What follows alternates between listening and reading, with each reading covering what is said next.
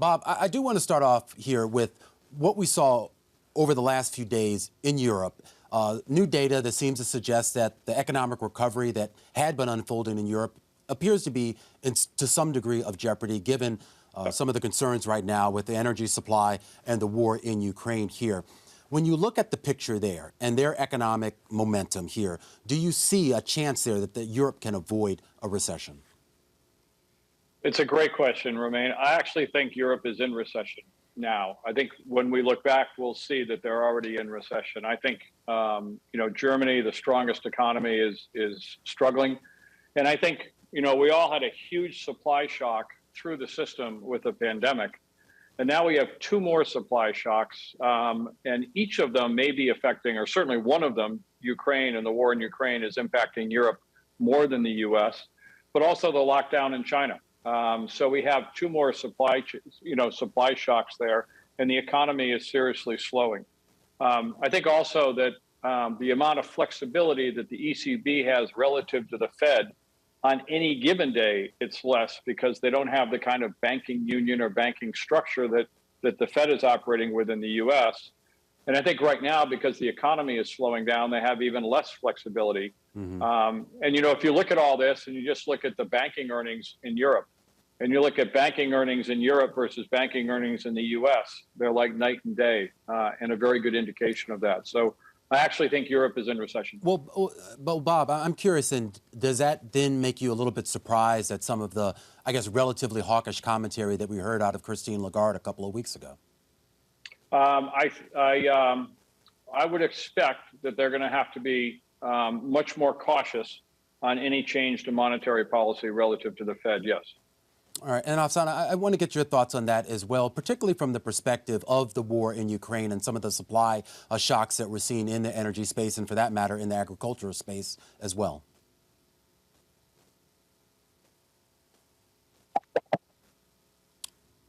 I think we've lost her audio.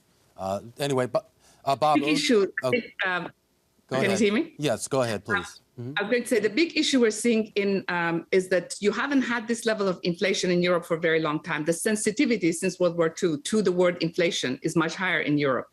And so the one thing is that while, maybe it is not prudent, as Bob said, if we are in a recession, to start increasing rates, it might not be surprising if Christine Lagarde does start doing 225 basis point increases over the next couple of months. That is not impossible. But going back to what you said, I think the big issue the world, Europe, of course, but also the rest of the world will be the issue of food, as you said, Romain.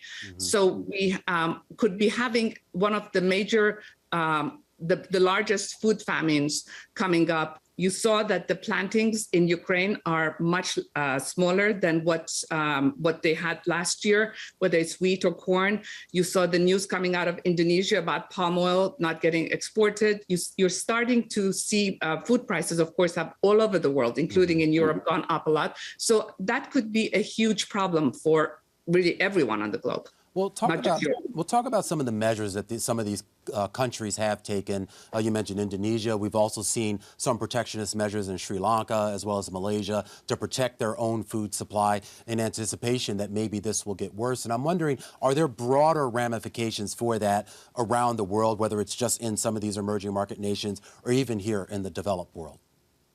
You're starting to see it all over, but also it is both food, by the way, and also fertilizer that you do need to produce food. So you're seeing everyone go protectionist. And I think that is that's a theme you're looking at.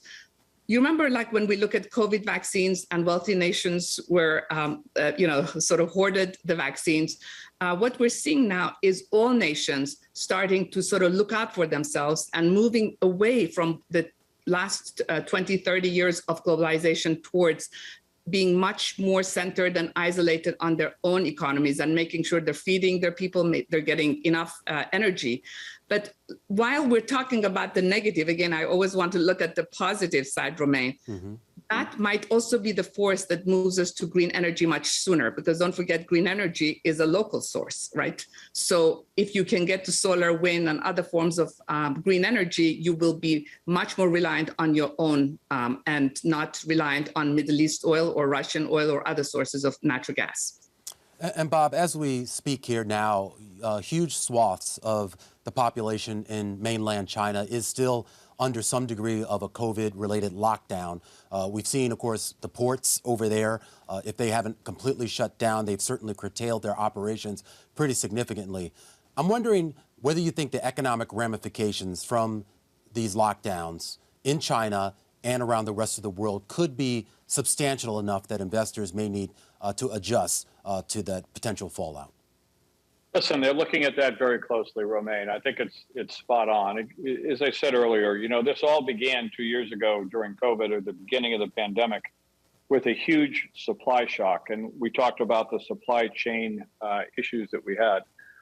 With the war in Ukraine continuing and the lockdown in China continuing, then definitely that's the focus of it. That is one of the many things that investors have to look at in terms of the a further supply shock.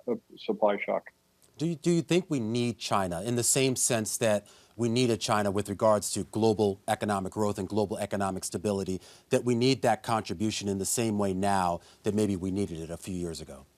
I think you saw it in some of the GDP numbers. I think Afsana talked about imports. If I have it correct, imports were up, but sales from the U.S. outside of the U.S. were down significantly. So that was one of the impacts on the 6.9% to minus 1.4. So certainly we want to have trade. Yes. Now, Afsana, when you look at not just what's going on there in China, but kind of the disconnect now that we're potentially going to see with regards to economic growth from nation to nation, and for that matter, region to region here, the sort of unsynchronization now that we may, I guess, be about to witness here. Do you think that that's something that the economy, at least here in the U.S., that we can withstand that? I think definitely the cost of production of goods will start going up. And it was interesting in the speech that Secretary Yellen had last week, there was a huge departure, I think, for a U.S. Treasury Secretary from the past. And she talked about producing goods more close to the home market.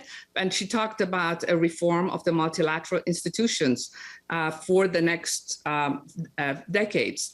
And if you listen carefully to what she said, it would imply that we are moving towards being more self-sufficient in the U.S. and that Europe and other friends of the U.S. will start moving to working together and exporting and importing together. But going back to what Bob said, I don't want us to forget, China last year exported 30% more than the previous year. That's a huge number. So we can't say we're just, with the blink of an eye and that we are out of doing business with China. I think countries will remain reliant on each other, but the degree of reliance, I think, will be changing quite dramatically over the next few years. Well, just real quickly here, Afsana, I mean, with regards to the war in Ukraine and some of the geopolitical issues going on right now with the rest of the world versus Russia, if you will, here, how does that dynamic change, if at all, with regards to our relationship with China and their relationship with Russia?